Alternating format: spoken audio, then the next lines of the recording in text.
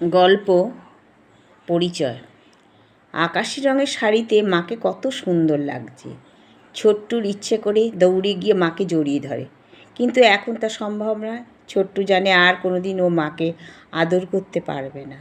লখায়ের মা বলেছে সে এই বাড়িতে কাজ করে, কাজের মাসি। এবার থেকে তুই আমাদের কাছে থাকবি।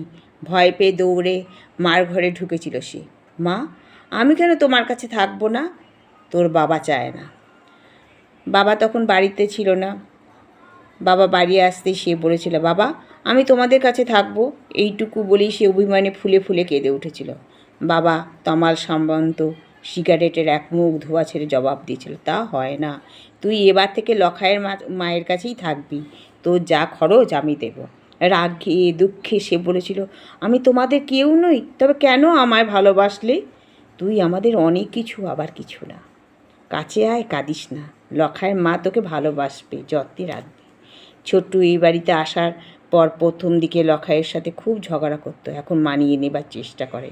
সময় অসময়ে সামনের বিশাল বাড়িটার দিকে চেয়ে থাকে। এতকাল সে ওই বাড়িতে ছিল। তমাল সামন্ত তনিমা সামন্তের একমাত্র সন্তান তন্ময় সামন্ত। সেখানে ছোট্টুর কোনো পরিচয় নেই। বিয়ের 5 বছরের মধ্যে কোনো সন্তান না হয় তারা ধরেই নিয়েছিল কোনো আশা নেই।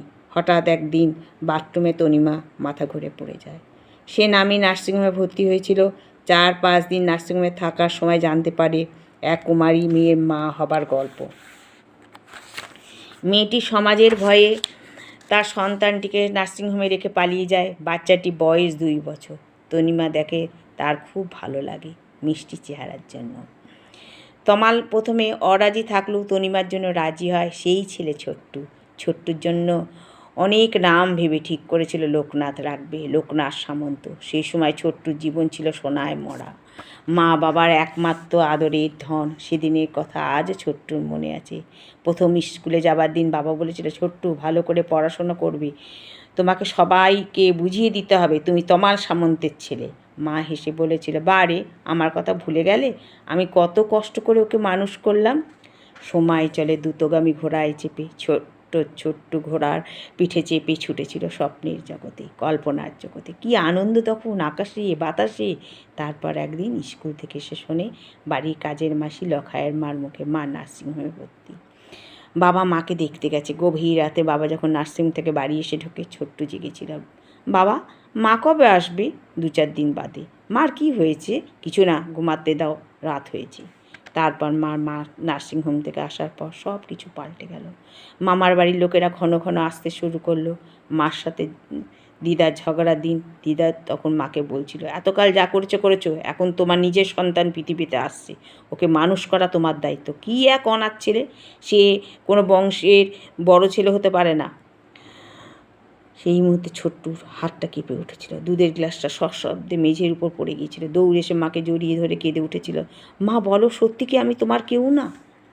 তনিমা কেঁদে বলছে, তুই আমার ছেলে। দিদা বলছে, না তুমি এদের ছেলে নও, তোমাকে নার্সিংহোম থেকে এখানে নিয়ে এসে মানুষ করা হয়। বুকের ভেতরে একরাশ কান্না জমেছিল। ছোট্টু সেদিন রাতে কিছু খায়নি। বাবাও অফিস থেকে এসে ওর সাথে কথা বলেনি। একদিনও ওই বাড়ি থেকে বেরিয়ে লখায়ের মার কাছে উঠে এসেছিল। ওখানে রোজ স্কুলে যায়, বন্ধুরা ঠাট্টা এখানে রোজ স্কুলে যায়, বন্ধুরা ঠাট্টা করে। একদিন পিনাকি বলে, কী রে রাজা থেকে ভিখারি, শুনলাম নাকি তোমার সামন্ত তোর বাবা নয়? পিনাকির কথা শুনে অনন্ত, নয়ন, প্রীতম সবাই হাসে। অনন্ত বলে, তোর বাবা নেই, মাও নেই, তুই অনাথ। ছোট্টু কিছুই জবাব দেয় না। স্কুলের হেডমাস্টার সুশোভন রায় ছোট্টুকে ডেকে বলে, তোমার সম্বন্ধে অনেক কথা শুনছি, তুমি ভেঙে পড়ো না। বংশ পরিচয়ই একমাত্র পরিচয় নয়, তার বাইরে আরও কিছু পরিচয় আছে। তুমি বড় হও, সব বুঝতে পারবে, তোমাকে বড় হতেই হবে। লখায়ের মা রোজ ও বাড়িতে কাজে যায়, এসে ও বাড়ির কথা বলে। লখায়ের মার মতে এত মেহেরবানি করার কী দরকার এক বেজন্মার জন্য?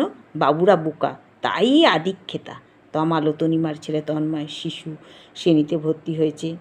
গাড়ি করে স্কুলে যায়। দূর থেকে ছোট্টু দেখে সব। মনে মনে এক শপথ দীর্ঘ হয়, ওদের টাকা একদিন সুসমে সে ফেরত দেবে।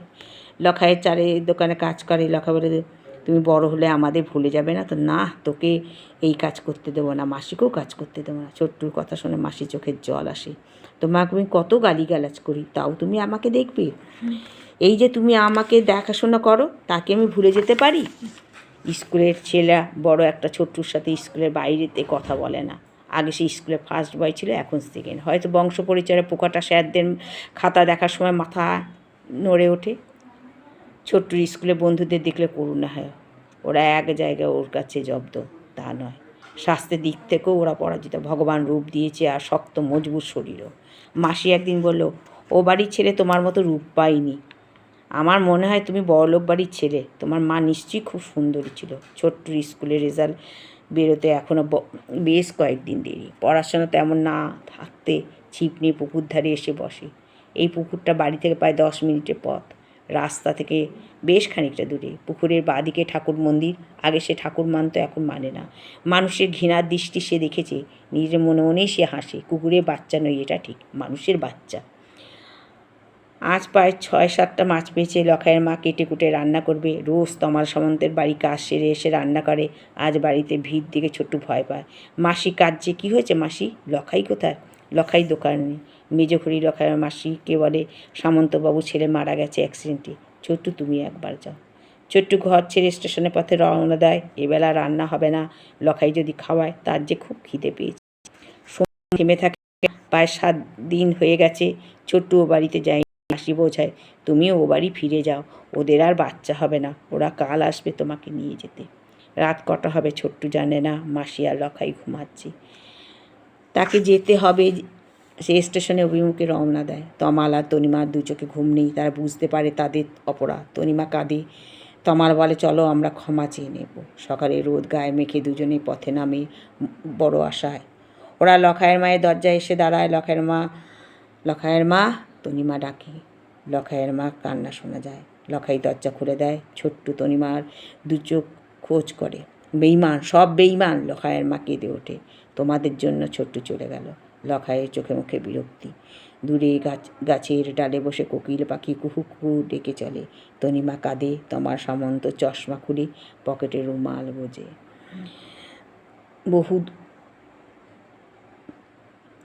বহু দূরে স্টেশনে গাড়ির শব্দ শোনা যায়। হয়তো কোনো গাড়ি এলো স্টেশনে।